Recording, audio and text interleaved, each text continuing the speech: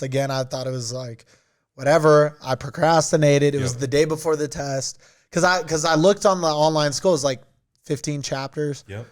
And I did the first one, and it took me like 20 minutes. I didn't know the first one was like introductory, you know? Yeah. So, dude, I drank so many Red Bulls that I like cannot have Red Bull. I literally had like 16, the whole like 2 8-packs, the whole day, stayed up all night, went in there and failed.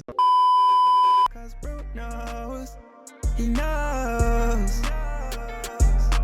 Bruknows, what you trying to find out? 3, 2, 1, Bruno, no starts now. Welcome to another episode of the Bruknows podcast. If you guys haven't subscribed, please hit the subscribe button, comment, do all the stuff that YouTube asks you to do so we can continue to grow the page.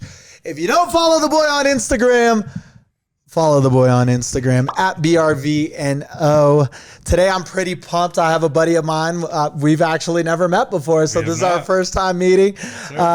His name is Christie. He's a local real estate broker here, or real estate agent, whatever verbs that people like to use here in Denver, man. So thank you for coming. I appreciate it. Yeah, I appreciate it, man. And thank you for, allowing me to come and speak with you and get on your podcast. Absolutely. What an honor, man.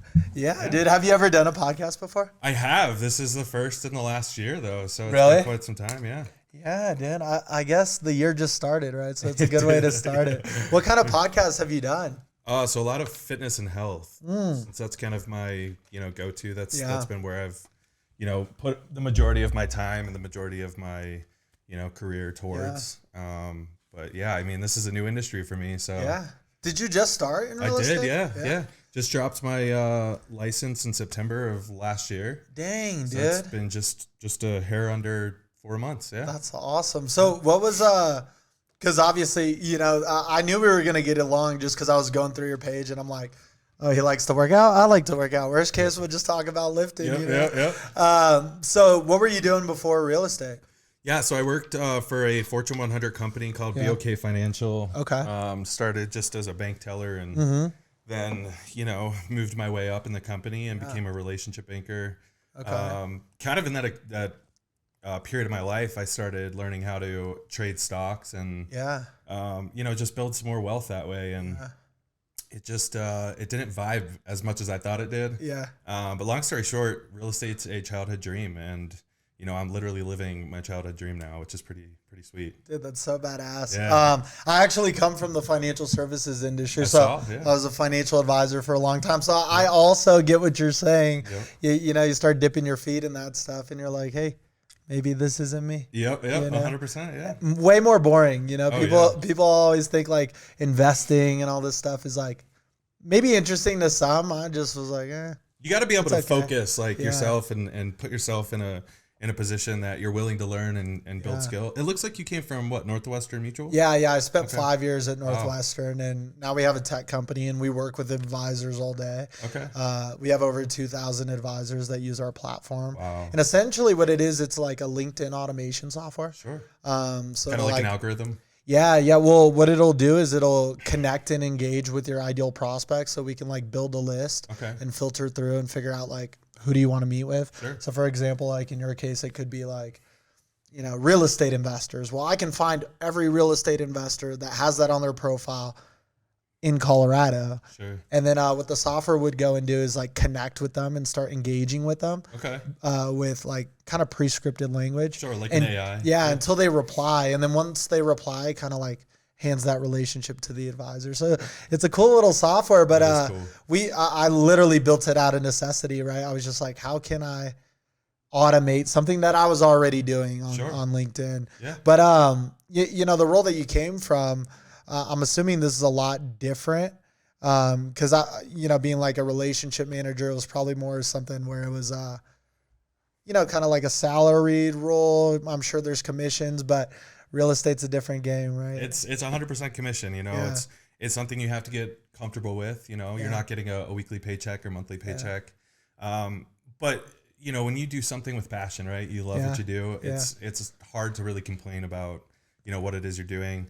I mean, real estate's a relationship building business, you know? Yeah. So, I mean, you're not going to earn business if you don't put yourself out there and challenge yourself and create new, you know, relationships with folks.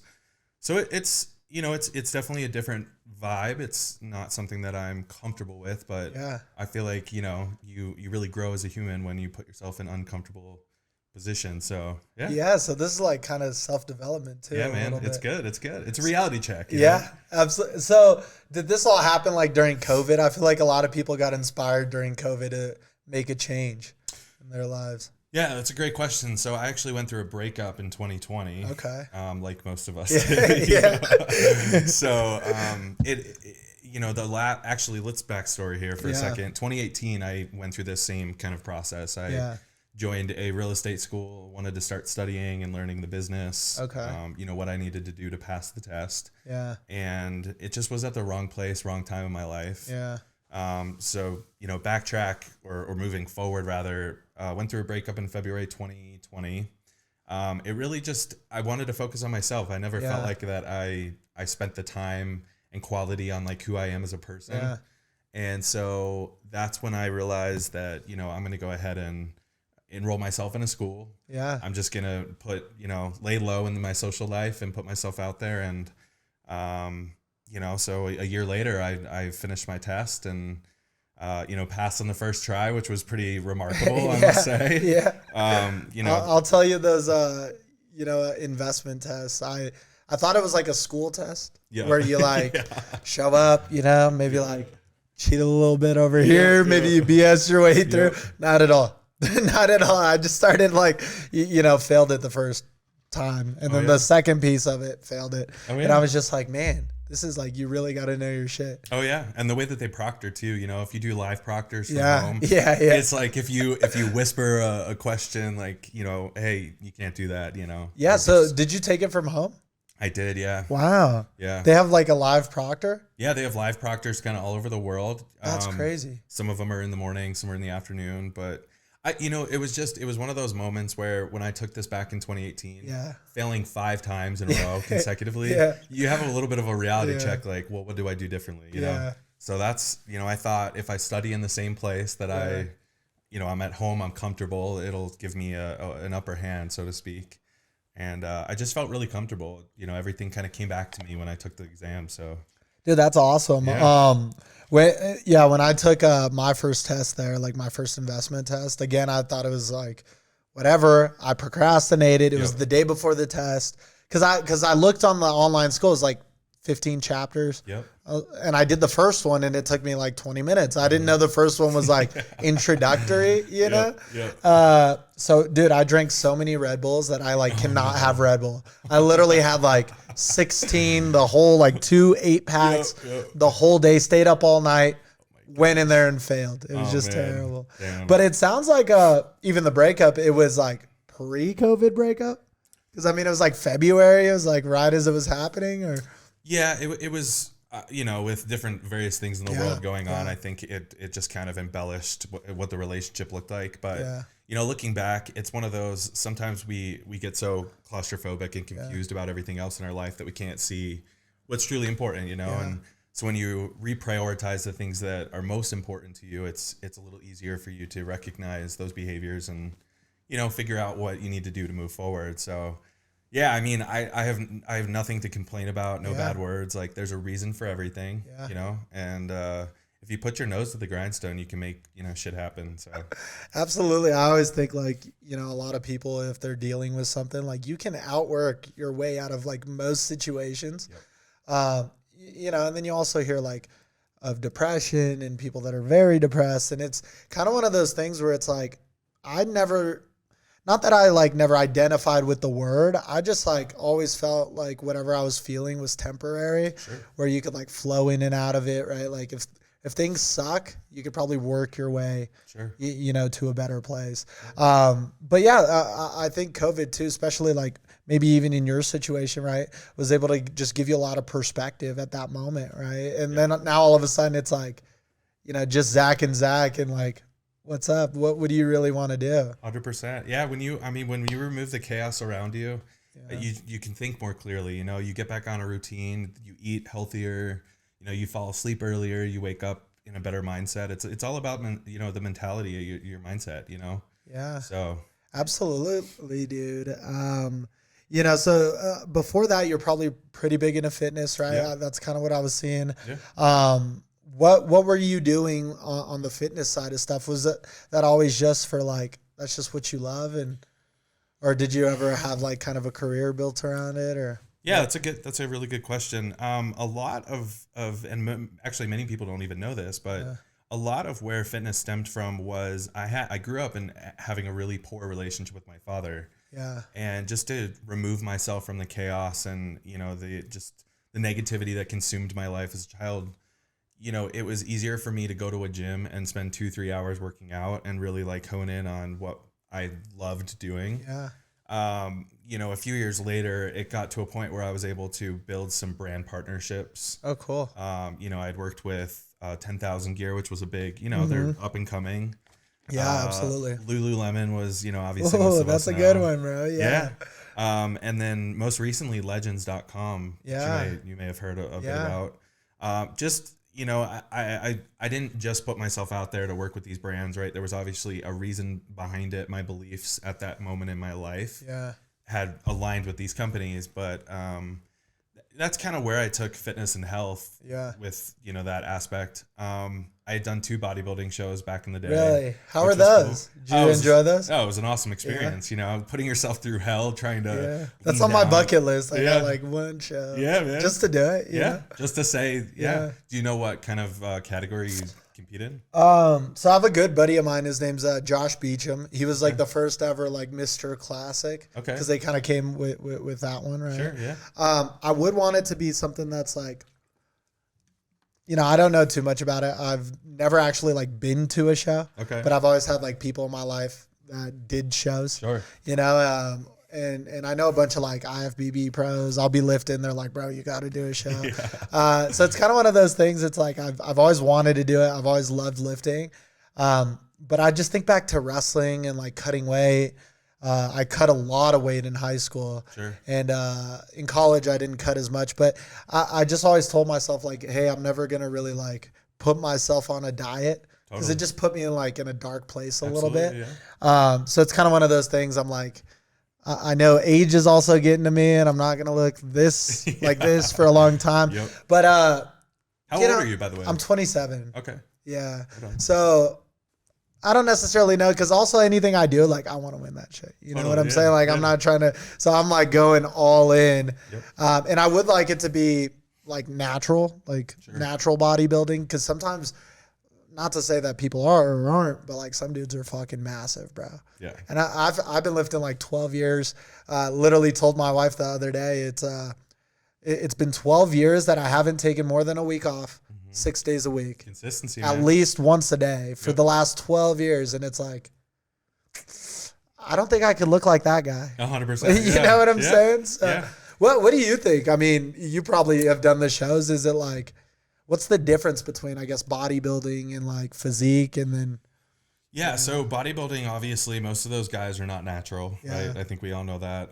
I think you can do it naturally, of course. I think if you have the genetics, go for it. So bodybuilding is more like, that's when you see the guys in like, it's more of like a Speedo, and then physique is like board shorts. Yeah, so bodybuilding is more, right, the whole aesthetic part of it is to be able to see your muscles from, your head down. Obviously the larger the better, right? Yeah. The more definition you have, the better. Physique is definitely, like you mentioned, you walk on stage with board shorts, which is an interesting, you don't have to have the largest size legs, which everyone talks shit about in high school. Yeah. You can just be top guy. But, the small waist, the large upper body, definitely a widespread back, of course. So there's definitely a difference between the two. I would say for a guy like you, because I've definitely looked at your, your Instagram page. You're probably more of the physique guy. Yeah. It looks like, I mean, in wrestling, you go from putting on so much weight to dropping it in, a week. Yeah. Right. Well, and that's what's tough too. Like, I'm going to be honest, even with the physique, like the lat spread. Yep. Like I just don't know how to control that. Yep. And like I have to like do this whole like takes little practice. Get up. Yeah. And so it's a lot of training. Oh yeah. But did you do like bodybuilding? Yeah. Every time? Yep. 2 bodybuilding competitions. Yeah. I mean, I was definitely on the smaller side, but You know, my weight class was 185. Okay. For both shows. I will be honest with you. I don't know how much you could say on a podcast, but say whatever. Yeah, I've definitely dabbled. Yeah. If you know a little what I mean. bit. Yeah. And that's a funny story maybe for next time, but that really put my life into what I would call jeopardy. Really? Just not having the guidance, the people around me that could help me figure out, like, you know, how much of this, how much of that. Right. Just more like transactional advice. Correct. Like, hey, you wanted to do good for this show. Correct. This is what I would do, but not like, what is your life going to look like? Put it on the platter. Like? Yeah. Feed it to me.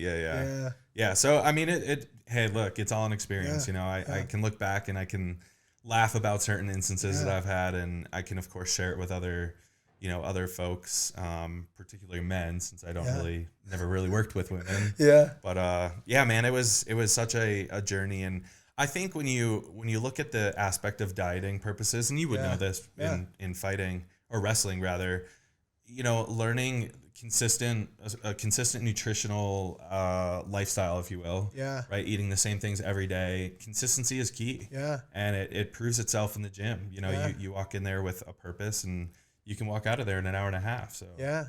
No, dude, but that's, you know, even going back to what you said, you know, and thanks for sharing all of that. And I think a couple things I want to talk about. I am not like a believer. I don't stigmatize against whatever, you know, I'm just like, I've just never done it. Sure.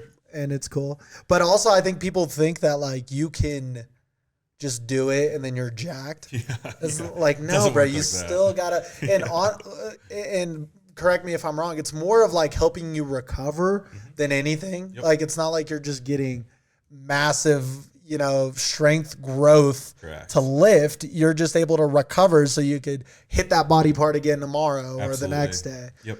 Yeah. Absolutely. Dude. Yeah. There's a big misconception around that. But what I was going back to was, you know, even what you shared, right? So maybe like, you know, a struggling home life, and you could find, you know, almost like a safe haven in the gym. And I feel like I was a lot like that. You know, I was 85 pounds as a freshman in high school. Really? And 4'11". So I was just like super small, you know, and I figured I was just going to be short forever. I mean, I'm 5'9" now. I don't know how short that is to some, but I just figured like, hey, I'm going to work out, get jacked, all this stuff. And there's just something beautiful about going to the gym.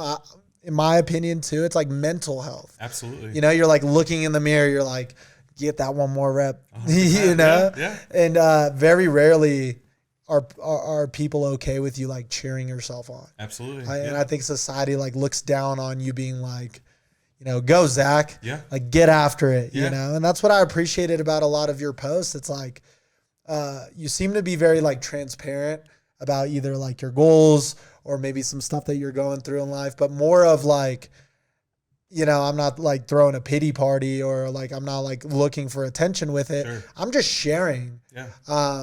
Cause that way you can let people into your journey and, people can learn from that. Right. Yeah. Or other people get connected. I mean, even us, right? Like we're sitting here, but it's not like I'm asking anybody. I just saw your profile. I'm like, this guy seems cool. Yeah, no, you know? I appreciate that, man. Yeah.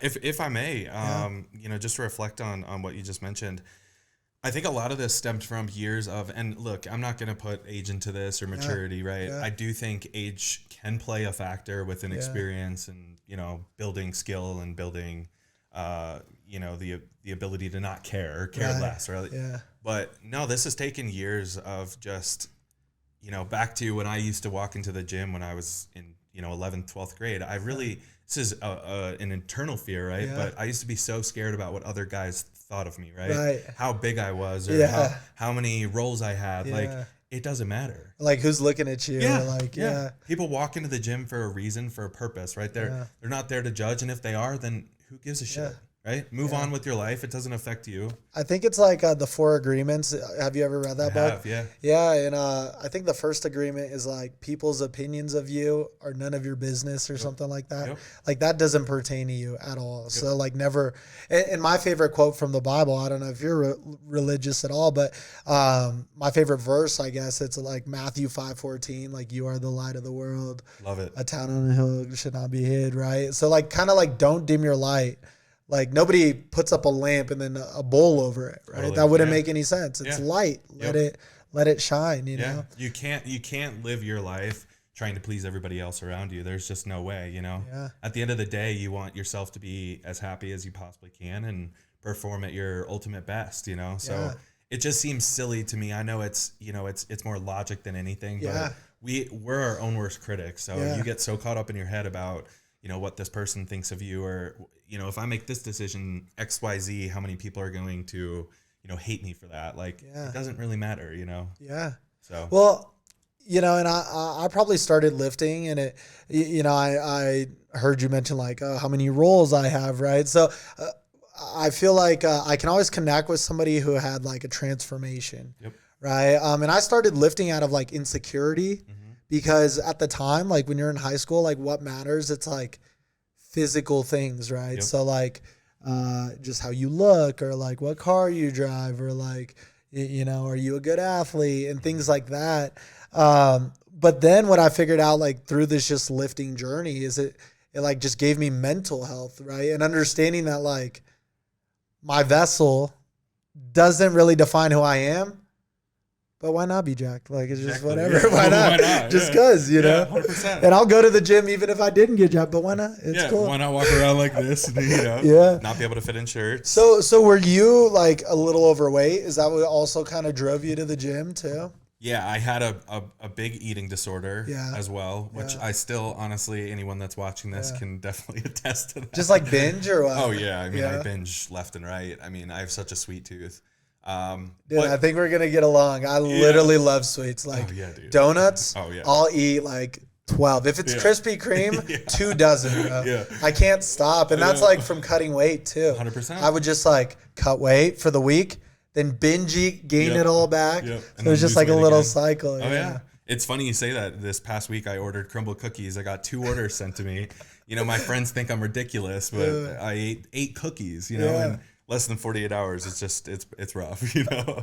I'm not proud of it, but bro, but crumble is good. Crumble is good. It slaps, but no, you know, back to the story. I mean, I was definitely overweight as a kid. You know, like I said, I just wanted to be out of the house, but my parents didn't really keep us on some sort of like health track, you know. We could eat whatever we wanted. And I just remember all through middle school wearing like large oversized hoodies because I didn't want people, you know, thinking my pectoral area was too big or saggy, if you will. Dude, and kids are mean at that age. They are, like 12-year-olds, you know, 13, like that's like the meanest age. Middle school is just rough. Oh, dude. It's rough. Well, at the same time too, it's funny. I was coming out, you know, as LGBT, and it was really hard because I got this mixed emotion of like people are judging me about my spiky hair and my larger oversized body shape, if you will. And this is just a side note. I used to sit in class and look at my thighs and be like, God, those things are so fucking massive, you know? Like, and here we are, like, I mean, as you get older, people that, you know, walk into the gym and yada, yada, yada, they aspire to have, you know, larger legs and things like that. So I think just over the years, perspective. You know, everybody is on this planet for a different reason. You know, everybody experiences different things. And I think what's cool is you can, at the end of the day, you can reflect with other people and figure out like where they started and where they are today. Yeah. I mean, dude, that's a big reason why I even started the podcast, right? It's like, you can learn from so many people because, you know, I think a lot of society, and I call it like awakening a little bit, right? But when you realize that like none of the things that society kind of thinks matters really matters. Sure. Like, you know, how much money you have. I guess money to me means value. So like, if you make more money, you've created more value, right? You've probably given people jobs and all this stuff. But like the materialistic things don't matter. Your body size or shape doesn't matter. Like, unless you're not happy with it, then it does matter to you, right? Yeah. But just kind of, I feel like as you grow and you start moving places and trying new things and meeting the right people, you start learning like, whoa, I can just be myself. Totally. And that's what it's all about, right? Absolutely. Just personal growth. Yeah. So when you were younger, and I noticed you mentioned like when you came out, when did you come out? Like at what age? Yeah. So I came out at 15. Okay. And super long, quick story, if you will. Yeah. I met a guy online through just before they had apps, right? Before that was even a thing. Yeah. Crazy to think about. Sounds dangerous back then. Yeah, it really does. It could have been anybody. Literally. So yeah, we met in Los Angeles, and he was living out here, and that kind of started my whole trek of, I don't really care what anyone thinks of me. Yeah. Of course, I made my parents super, mad. Yeah. I just left. I drove from Philadelphia out here, and you're from Philly too? Yeah. Dang, and you just drove out here? Just drove out here. Yeah. When you were 15 or what? Well, 16. I just got my permit. It was the. No, you're a savage. Yeah, I am a savage. My parents would track me down. They're like, oh, it was rough, dude. Yeah, it was rough. I still remember the phone call. My mom calling at 5:18 in the morning, like crying profusely, like, I can't believe you did this. Dang. Did you let them know like you're leaving or where you were going? I wrote them a note. I actually wrote them a coming out letter. Really? And I left it in the mailbox. Yeah. Bro, that's so gangster. Yeah. Meanwhile, today. Bombs just going off at the house. Yeah. You're in Denver, like living my life. That's awesome, dude. Yeah. But that alone was a very difficult time in my life. Yeah. I think I was trying to figure out what I was going to do after high school. I enlisted in the military, but I was just trying to figure out what I wanted to do, and I didn't want to feel like I was being judged by everybody around me. Yeah. It was because up to that point, that's like all it is, right? It's just like other people's judgment. That's all what matters. Yeah. Especially in middle school. You mentioned it. Yeah. Previously, middle school is like the hardest time in your childhood growing up, because people pick on you. They don't. They say like the most mean things. Yeah. And they don't necessarily like, not to even. Like, we don't want to hold it again. Like, they don't know what they're doing. And that's just what it is. It's like, you make fun of this person, they make fun of you back, you make fun of the other. You're just trying to, like, point out differences, really, like, just reflecting on what you're insecure about. Because everybody's insecure at that age. Totally, yeah. I mean, I'm still insecure. Yeah, dude. It's tough. Yeah, it's tough. But just working through that stuff. And at the very least, being able to, like, expose what you're insecure about. Because that's the only way you ever, I feel like, get closure about anything. 100%, right? It's just like, hey, this is like who I am, or this is how I feel, Yeah. I think it helps too as you get older, when I can't speak for everybody, but I think when you're a little bit more in tune with your vulnerability, when you're able to share with people around you, it helps you, build more confidence within yourself.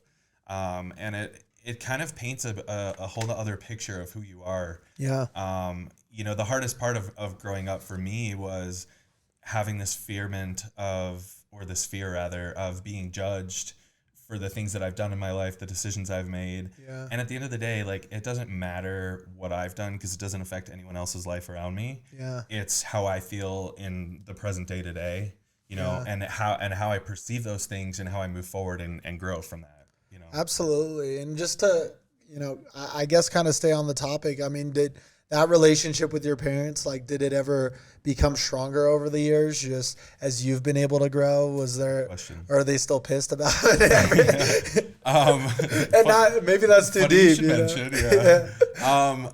So I have zero relationship with my father to this day, which sucks. No one wants to live their life and think to themselves, God, I lost my father. He'll never reach out.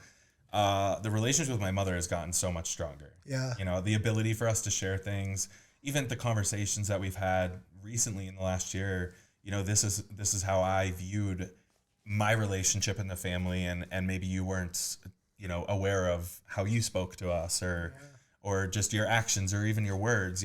They speak volume when you're a lot younger. Yeah. And as you grow up, your parents don't necessarily remember most of those things. But some of that is toxicity in your life, and it's the only way that you can get through it, right? Instead of around it. The only way to get through it is that you talk with people that, are your loved ones, friends. Yeah. The ability to just be vulnerable with each other is powerful. Well, I think vulnerability has actually, like, finally come around, because our parents probably grew up in an age where it's like, just shut up. You don't share that. You don't talk about that. Right. Like, And now that it's getting exposed, I mean, you start hearing stories of like just people's family lives, and not everybody ever had like a great home, you know. Sure. But back then it was like, all right, well, we fight in the house, and then when we're in public, like everybody's top behavior, Yep. But the reason I ask is, even with my parents, as I've gotten older, and I still think of myself as a kid, even though I've like definitely doing adult things, right? Sure, yeah. Right. But it's just kind of cool to see that like relationship change a little bit, and now you can kind of understand where they're coming from, and they can understand where you're coming from. Absolutely. When back then it was probably like, fuck it, I want to go to Denver, like fuck what they think. Well, and it's still a little bit of that, but it's like when your mom calls you and you're just like, don't even give a fuck that anybody's crying anywhere. Yeah. And I think most 16-year-olds have had those, like battles with their parents of just like, I hate you, you're the worst, Yeah. Do you ever see yourself like having kids too? Is that like in the world a possibility for you? Yeah, absolutely. I mean, these are conversations that I've had when I was much younger too, you know, and I just, I think we all come from a different place. We're all on this planet for different reasons. I mean, I've always wanted children. I want to be like the hero that my kids look up to and say like, Daddy's, my hero. And I think that's so cool. I think some of that too stems from the lack of fatherly relationship that I've had in my life. Yeah. And I see kind of how this whole thing transpired around me, and I want to be everything but that. Right. Yeah. And break the cycle. Absolutely. Yeah. I mean, and look, I'm not going to sit here and talk crap about my father. We've had great memories together, but as you get older, you find what works in your life and what doesn't, and the things that don't suffice or work in your life today, those are things you have to move forward with. Yeah. There's no way that you can hold on to those things, and I think it's important to heal. Yeah. But I don't think we're ever in a place where we are maybe 100% our best, because we're always evolving, always growing, Yeah. What about you? It looks, I did a little bit of research on you. I don't want to come in here. No, absolutely. A blank slate. So absolutely. You grew up in Brazil? Yeah. Okay. So my family and I moved from Brazil when I was 8 years old. Wow. Okay. And then I've grown up in Colorado basically my whole life since then. Okay. I lived in Illinois for a little bit near Chicago. For about a year, and then I went back to Brazil, lived there for a year in like 8th grade. Okay. And then came back and did high school here, college here. So I've basically been in Colorado since. But yeah, our family came from Brazil, and my upbringing was a little weird too, because also it's not like any of us knew any English at all. It was like no English. Sure. Like my dad spoke a little bit. I like literally moved here, knew nothing. Wow. Yeah, and just like Monday's school. And I like just went to school. That's crazy. And so for the first like year, dude, it was just hell, because I like didn't even know what was going on. Totally. You're going to recess like, and you're different, and so kids are like beating you up, and I got in trouble because I punched like a kid in the face, but they were like jumping me, bro, and some kid like bit me, and I was like, what is? And I don't know what anybody is saying, But dude, no, my parents, and I know what you mentioned here, and with your dad, and I appreciate that story, because the relationship I have with my dad is like, he was always there too. It was like and I want to be a version of that to my kids. Sure. But really from an immigrant life, right? Like we moved here for him to like kind of pass this torch. Yep. So now that I'm getting older and just kind of understanding like, because my dad will tell me something, I'm like, why aren't you like hungry to do this, or like go? He's like, dude, I've done, like, my mission was to get you here. Yep. And now I just want to like hear your stories. That's super cool. Yeah, dude. But again, I had my 16-year-old days, right, where I'm like yelling at mom and like disappearing acts, And I mean, even something kind of related to that, right? Once I first started working out, and this is like early Instagram age, right? And it's almost like backwards, but I'm not like LGBTQ. Sure, yeah. Like I'm straight, I guess, but I love everybody. I don't care. Yeah. It's your life, right? Yeah. but I started working out and I'd have like workout partners, right? And we're like wearing stringers and we're lifting. And then like the conception between like my parents and their friends was like, oh, like they're saying that you're gay because you lift with your friends. And I'm like, but I'm not. Yeah. And then they're like, but it looks that. I'm like, but I'm not. So like, why do I care? Yeah. And that was like when, you know, similar age, that's when things like started getting heated where I was like, dude, I honestly don't give a fuck about what you and your friends are talking about. Yeah. And really had to like push that.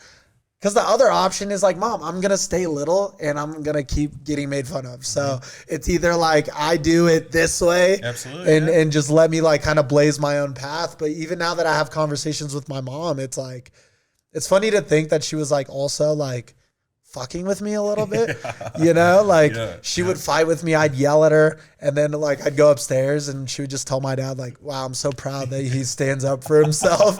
And like, she'll tell me that now. And I'm like, motherfucker, I hated you, you know, 100%. I hated you for a long time. So it's kind of cool, man, as you kind of grow up and you get perspective and you're really able to like transform, you know, and every day you're probably a different version of yourself. How has this new version, I guess, like real estate Zach been? Yeah, dude, it's been amazing to say the least. I mean, I wake up on cloud nine every day, which is just such a weird thing to say.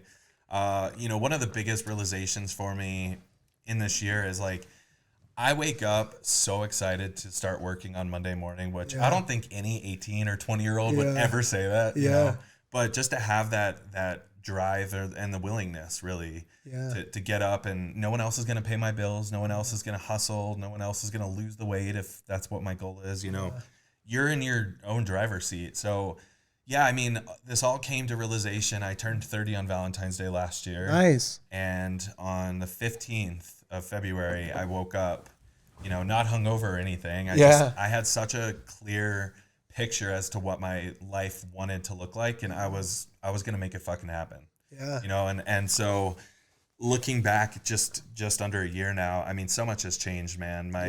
You know, the mentality that I have, my work ethic, which I think has always been, you know, substantially up here. But I just feel like when you change your mentality, when you have the same consistency throughout your life, whether it's money, you know, whether it's relationships, whether it's relationship building, family members, you know, responsibility, all these things together kind of cultivate and create this like power storm of, you know, who you can become. Yeah. And I think it's like a flow of just like everything when you're working on everything that you should be working on. Absolutely. It's almost like magic, literally. Dude. It's kind of like a magic pill. Yeah. Even though there is none, it's, you know, it's like taking Viagra and working tenfold. Yeah. But no, man, I have nothing bad to say. It's been such an exponential experience for me. And, you know, I think with, you know, meeting like yourself and just networking out in this world, you know, the reality is we're just one small entity, and it's up to you to put yourself out there and create friends, create networks, create your database of people that are like-minded, that think similarly to you, that embellish you and make you want to become a better person. Like that's why we're here. Yeah, dude. It sounds like you're a big reader, right? Yeah. My favorite book is The Alchemist. Okay, love it. Yeah. You love it? Yeah. That book like opened my mind to so much stuff, and I've been talking about it recently. I even have a tattoo of it on my shoulder. I love that, man. Yeah, I read it like twice a year. That's it. But really like finding your own like personal journey, I guess, is like the theme of the book, right? Sure. Yep. And I just think based on what you mentioned, it just kind of reminds me of that a little bit, right? Like just working towards who you want to become, right? Like not letting outside forces pull you in a certain direction. Yeah. And you coming from that background, right? I mean, basically you were in banking, as we kind of talked about, maybe more of like, here are your job duties. Mm-hmm. And now real estate, it's more like, you got to sell homes, but you can do whatever the fuck you want to do that. Yeah. What have you figured out, like to maybe other real estate agents that listen, what are some of the things that you like consistently do, or some of the things that someone should do in order to kind of like step into this real estate market and start, you know, seeing a little bit of success? Yeah, a wonderful question. I think it starts with affirmations, right? Yeah. Telling yourself, believing yourself that you can do something changes everything, right? I align a lot of my life with manifestation. Yeah. I think it's just such a powerful resource and tool to use. So I would say affirmations, waking up with a mentality that I can, I will, I'll do, Yeah. is big. Also, I'm just a very creative person as I think a lot of us are, especially entrepreneurs and self-independent folks. I think when you start with your creativity and then you go find yourself a system that works is not necessarily the right way. I'm no expert, right?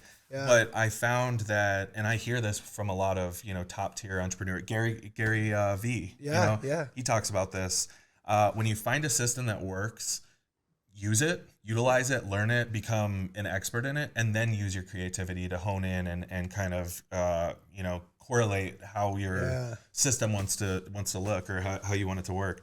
So I think, finding a system that works and then, after that creating or then adding your own sauce. Yep. Yeah. Because I think a lot of people try to jump into something without like learning, the road that was paved before them. Right. Yeah. If you think about it, you're nothing without skills. Yeah. So that's true. So put yourself out there and learn, how to make social media reels on Instagram. Yeah. Learn, the proper etiquette of how to communicate if you are putting yourself into public speaking.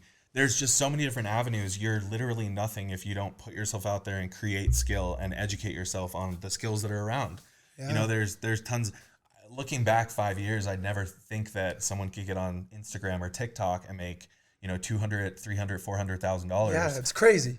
I mean, these are people that consistently, create content and they learn how to edit their videos and like yourself, you put on a podcast. That's not something that most people would even say that they are capable of doing, let alone doing. So, well, the issue was I said I was going to do it, and I told multiple people, and then I'm like, now I really have to do it. So I always try to do that too with my goals. And I noticed like you had a post where you shared your goals, and I always try to do that because the moment I tell people I'm doing it, like I'm not going to be like, oh, like it didn't work out. You know, I'm just like so embarrassed.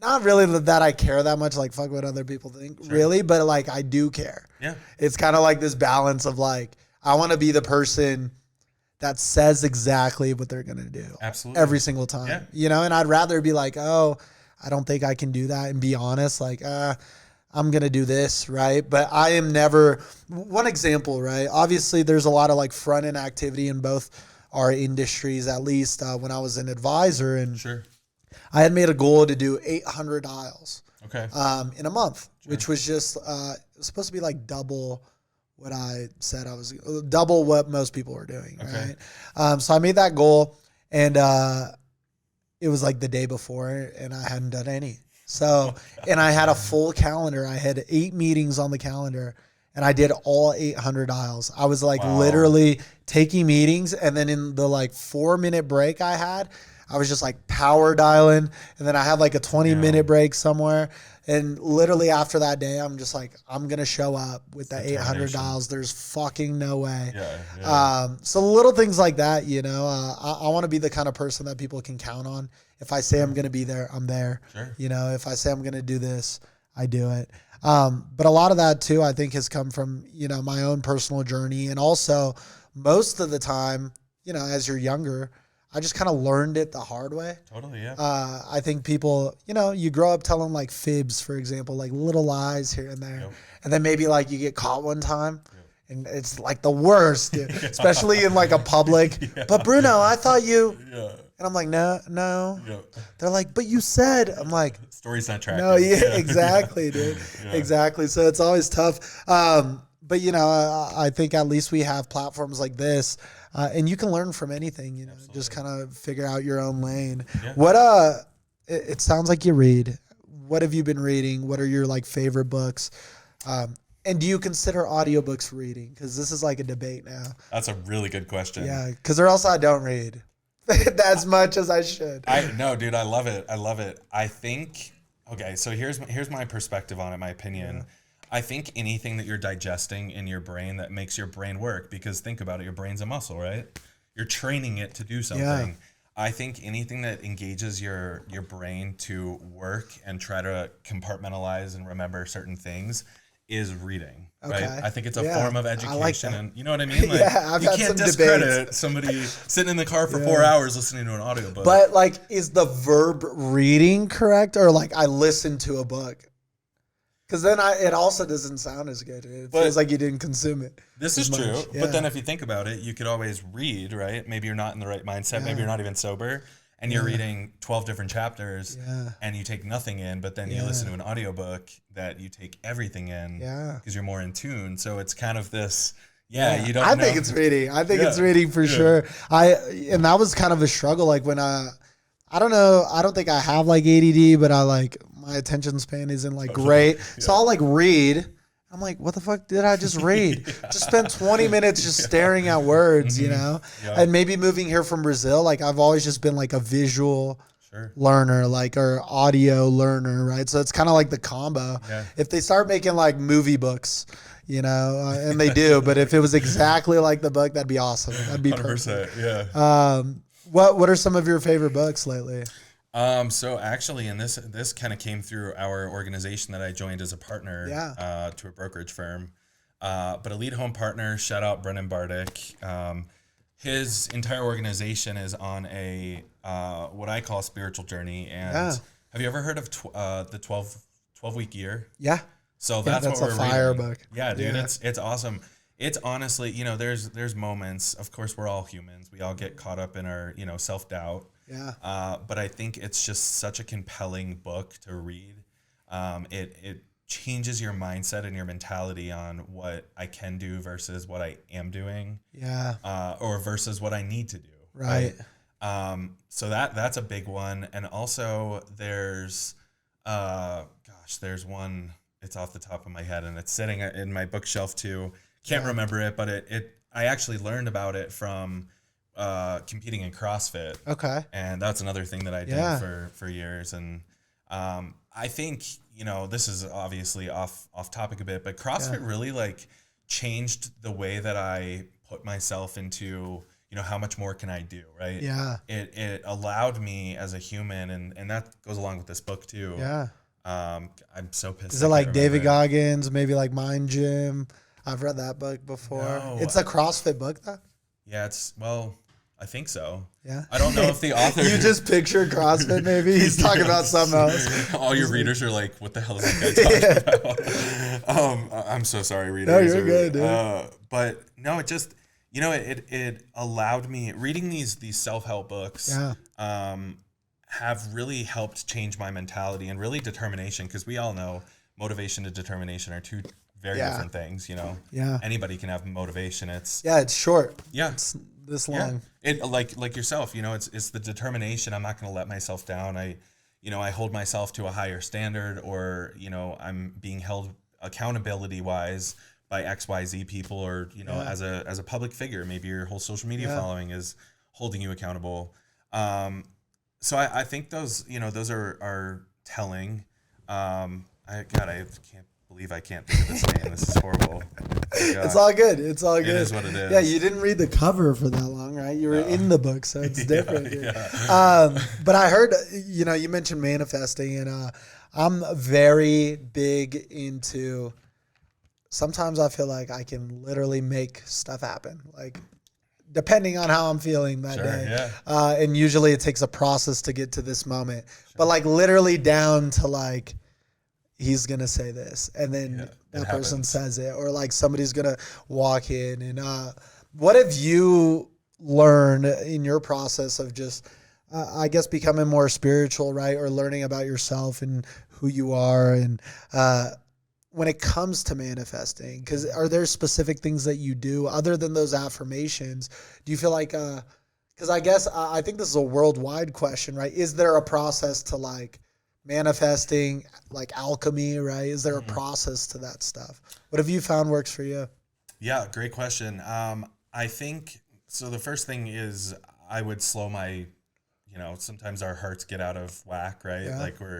we hyperventilate. We get so scared, so confused. That's just the natural feeling.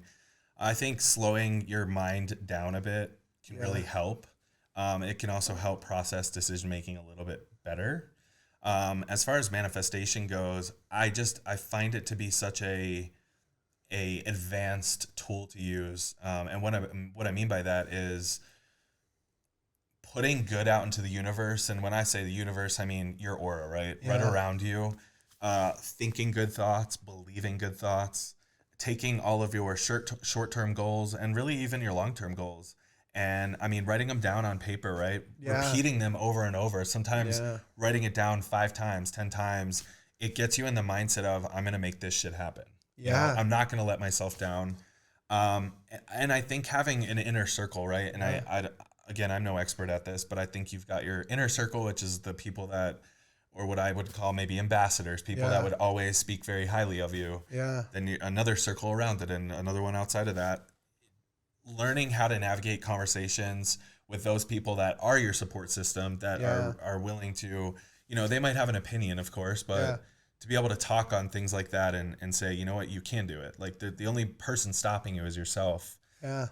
Those have been really big tools for manifestation. And I think, you know, I can't speak for everybody, but in a workplace, when you have other very successful people, whether you're making no money or you're making money, I think just being around a good group of people that are wanting not only the best for you, but to watch you, you know, transpire and turn yourself into a person that you've always wanted to become, you know, an inspiration to people. Yeah.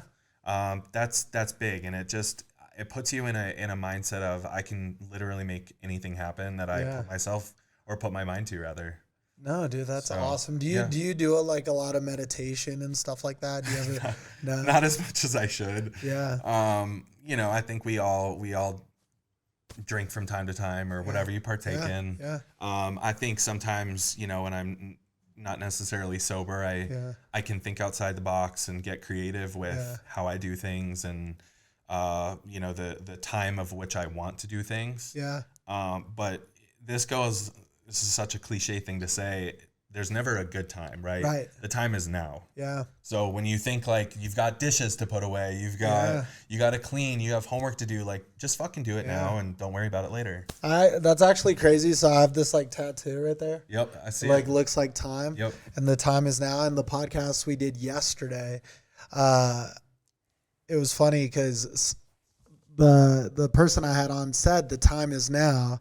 And then he mentioned his tattoo, and it's the same tattoo. So he just has it on his shoulder. Wow. And it was just like, whoa, dude. And now you're mentioning it. ESP, and this is where I'm like, you know, the stars kind of align a little bit, right? I'm a big fan of meditation. I meditate every single day. Yeah. I do it like 10 minutes, not a long time. I'm not the best at it, you know, but I just like force myself to do it. But that's just kind of part of like my little daily ritual, kind of like what you said, right?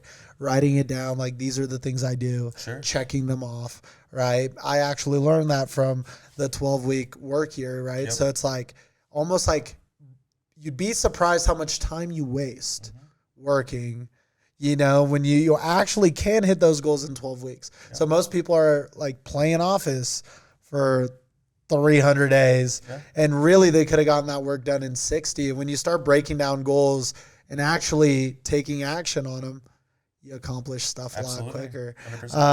So the reason I was asking, it's like I always like try different things. If somebody says like, hey, do this, I'm like, yeah, let me see. Sure, and then maybe it's not for me. Maybe I do. I'm like, fuck that. That was stupid. But, you know, some things work and not even, not to say like try meditation, but it's kind of one of those things of like, it works for me. Absolutely.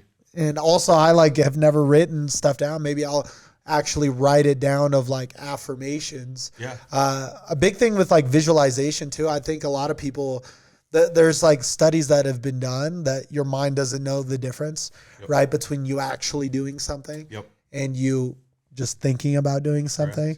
There was in that book, Mind Gym, that I was talking about, they did this study with 2 golfers. Okay. One of them like played a round of golf every single day. The other one just thought about a round of golf. and they were the exact same like type of golfer. Yep. The one that like thought about it played way better, like shaved so many strokes off of his game. So that's one thing. It's like, hey, I know I should visualize and do those things. You know, but then life kind of gets away from you. Absolutely. Even as you were mentioning, you know, thinking good thoughts. I think a big part of thinking good thoughts, you have to be able to control the thoughts you're having, period.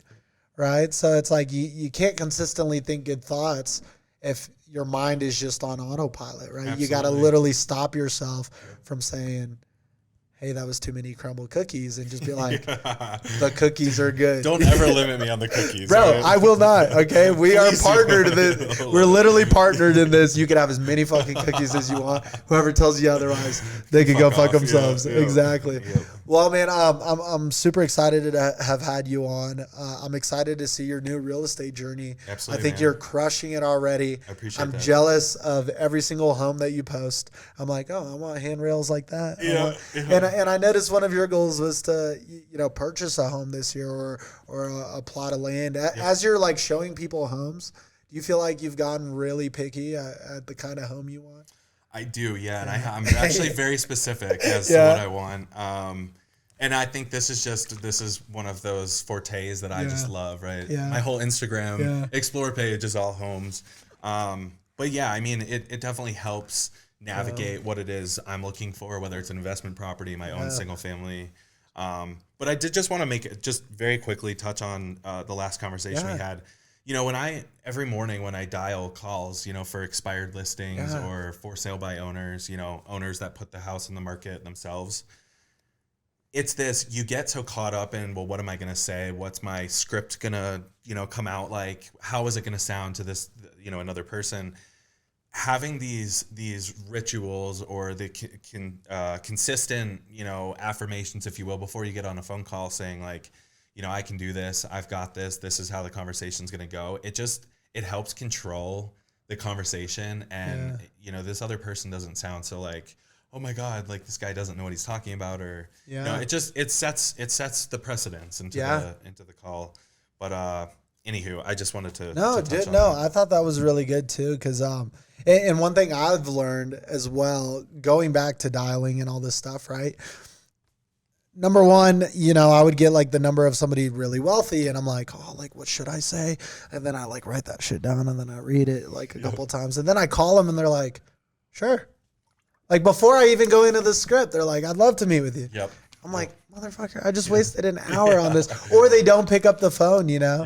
Yeah. So sometimes just picking up the fucking phone, Yeah. dialing, Yeah. like, We're all people. who gives a fuck? Yeah. Everybody's a normal person. Yep. Like, why are you so scared? Just pick up the phone. Exactly. You'd be surprised how nice people are out there in the world. Absolutely. But also, even if you suck at the communication piece, you could just always dial more and you'll hit a few.